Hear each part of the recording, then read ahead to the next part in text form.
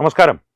സാമൂഹ്യ മാധ്യമങ്ങളിൽ ഇപ്പോൾ പുറത്തു വരുന്ന വിവരങ്ങൾ അനുസരിച്ച്, സാമൂഹ്യ മാധ്യമങ്ങൾ മാത്രമല്ല, അന്താരാഷ്ട്ര തലത്തിലുള്ള ദൃശ്യമാധ്യമങ്ങൾ പോലും ഈ വിവരങ്ങൾ പുറത്തുവിടുന്നു. ഒരു ആധികാരിക വിവരമായിട്ടല്ല, അറിയുന്ന വിവരങ്ങൾ ശരിയാണെങ്കിൽ എന്നുള്ളൊരു മുൻകൂർ ജാമ്യം എടുത്തുകൊണ്ടവർ പുറത്തുവിടുന്ന വിവരങ്ങൾ അനുസരിച്ച് ഇറാൻ ഇസ്രായേലിന് നേരെ അയച്ച മിസൈലുകളിൽ പലതിലും ഭാരതത്തിലെ ജനങ്ങൾക്ക് നന്ദി രേഖപ്പെടുത്തിക്കൊണ്ട് താങ്ക്സ് ടു ഇന്ത്യൻ പീപ്പിൾ അല്ലെങ്കിൽ പീപ്പിൾ ഓഫ് ഇന്ത്യ എന്നുള്ള കുറിപ്പുകൾ വെച്ചാണ് അവർ മിസൈൽ ഇസ്രായേലിലേക്ക് അയക്കുന്നത് എന്നാണ് ഇപ്പോൾ അറിയുവാൻ കഴിയുന്നത്.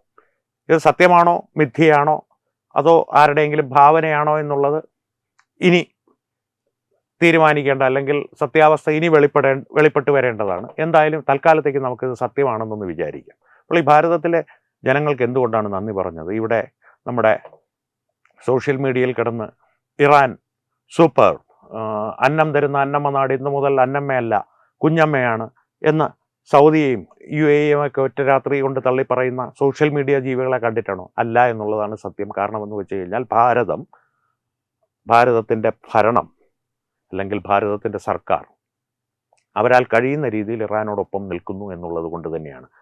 അയത്തുള്ള ഖംനയുടെ മരണത്തിൽ അനുശോചിച്ചില്ല എന്നൊക്കെ പറഞ്ഞ് ഇവിടെ പലരും ഉറഞ്ഞു തുള്ളിയിരുന്നു, അല്ലെങ്കിൽ അനുശോചിച്ചത് താമസിച്ചു പോയി, അതിലൊരു താമസം നേരിട്ടു.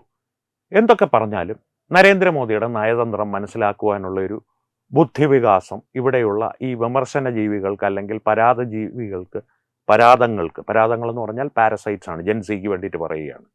പാരസൈറ്റ്സിന്, അതും ബ്ലഡ് തേഴ്സ്റ്റി പാരസൈറ്റ്സിന്, രക്തദാഹികളായിട്ടുള്ള പരാതങ്ങൾക്ക് ഈ ഒരു ബുദ്ധിവികാസം ഇല്ല എന്നുള്ളത് സത്യസന്ധമായിട്ടുള്ള ഒരു കാര്യമാണ്. അത്തരത്തിലുള്ളൊരു അവസരത്തിൽ ഈ ഒരു നയതന്ത്രത്തിൻ്റെ വിജയം തന്നെയാണ് ഈ മിസൈൽ ഉള്ള കുറിപ്പ് എന്ന് ഞാൻ കരുതുന്നു. പക്ഷേ ഇതിലൊരു അപകടം പതുങ്ങിയിരിപ്പുണ്ട്. ഇസ്രായേലും ഭാരതവും തമ്മിലുള്ള ഊഷ്മളമായ ബന്ധത്തെ, അതും വർഷങ്ങളായി തുടരുന്ന ചരിത്രപരമായ ബന്ധത്തിൽ ഒരു വിള്ളലുണ്ടാക്കുവാനുള്ള ഒരു തന്ത്രം കൂടിയാണോ എന്നുള്ളൊരു സംശയവും ഇതിൻ്റെ പിന്നിൽ എനിക്കുണ്ട്.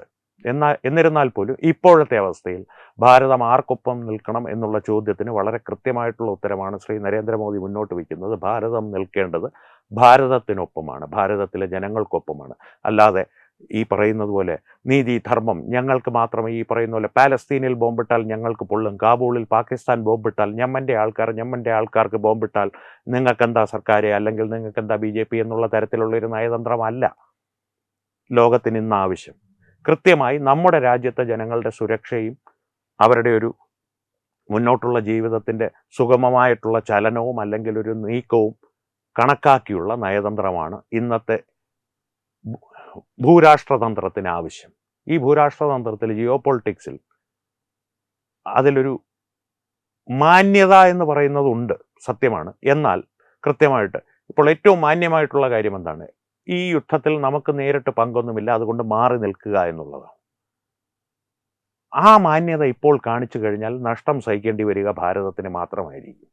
അതുകൊണ്ട് തന്നെയാണ് നരേന്ദ്രമോദിയുടെ ഒരു അത്യാധുനികമായിട്ടുള്ള നയതന്ത്രം. ഇത് അത്യാധുനികമൊന്നുമല്ല, ചാണക്യൻ്റെ കാലം മുതൽ പറഞ്ഞ് പഴകിയ നയതന്ത്രമാണ്. പക്ഷേ കാലങ്ങളായി, ഒരു 100-150 വർഷങ്ങളായി ഭാരതം മറന്നുപോയൊരു നയതന്ത്രമാണ്, അല്ലെങ്കിൽ രാഷ്ട്രതന്ത്രമാണ്, രാജ്യതന്ത്രമാണ്. നമ്മുടെ ആവശ്യത്തിനായി ആരെയും ഉപയോഗിക്കുക, മറ്റ് രാജ്യങ്ങളെ ഉപയോഗിക്കുക, അവരുമായി സൗഹൃദം നിലനിർത്തുക, ഇറാനുമായി സൗഹൃദം നിലനിർത്തുക, UAE, സൗദി, ഖത്തർ ഇവരുമൊക്കെയുമായി സൗഹൃദം നിലനിർത്തുക, ഖത്തറുമായി നീ അവിടെ ഉണ്ടല്ലോ, ഓക്കെ, ഹൈ എന്നുള്ള സൗഹൃദം നിലനിർത്തുക, ഇസ്രായേലുമായി ഊഷ്മളമായ ബന്ധം നിലനിർത്തുക. ഇതെല്ലാം നിലനിർത്തുമ്പോൾ തന്നെ പരസ്പരം ഇവരാരും നമ്മുടെ ശത്രുക്കളാവാതെ സൂക്ഷിക്കുക.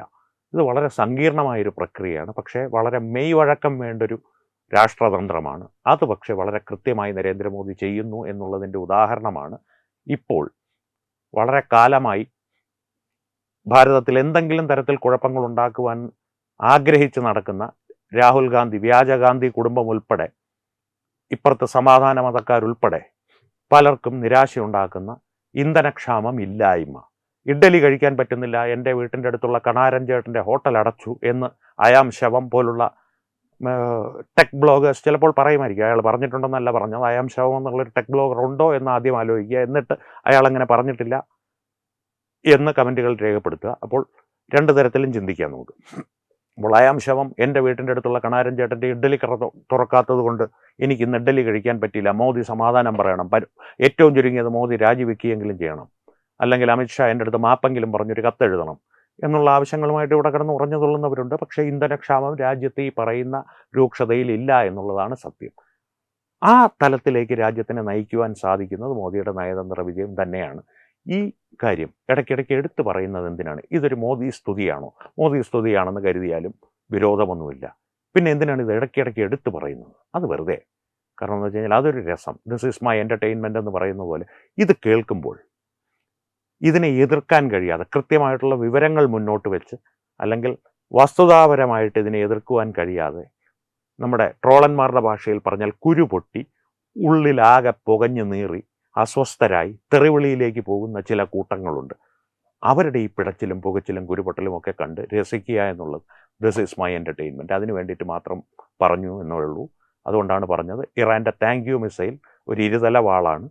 അത് ഭാരതത്തിന് നന്ദിയുമാകാം, ഭാരതത്തിനിട്ടുള്ളൊരു പണിയുമാകാം. അത് ഏതാണെന്നുള്ളത് ഈ വാർത്ത സത്യമാണെങ്കിൽ പണിയാണോ അതോ പണമാണോ എന്നുള്ളത് കാത്തിരുന്ന് കാണാം. HIV അണുബാധ സന്തോഷപൂർണമായ ഒരു ജീവിതത്തിന് തടസ്സമല്ല. HIV അണുബാധയ്ക്ക് ഫലപ്രദമായ ചികിത്സ ഇന്ന് ലഭ്യമാണ്. ഇതിന് യഥാസമയം അണുബാധ കണ്ടെത്തുന്നതും കാലേക്കൂട്ടി ചികിത്സ നടത്തേണ്ടതും അത്യാവശ്യമാണ്.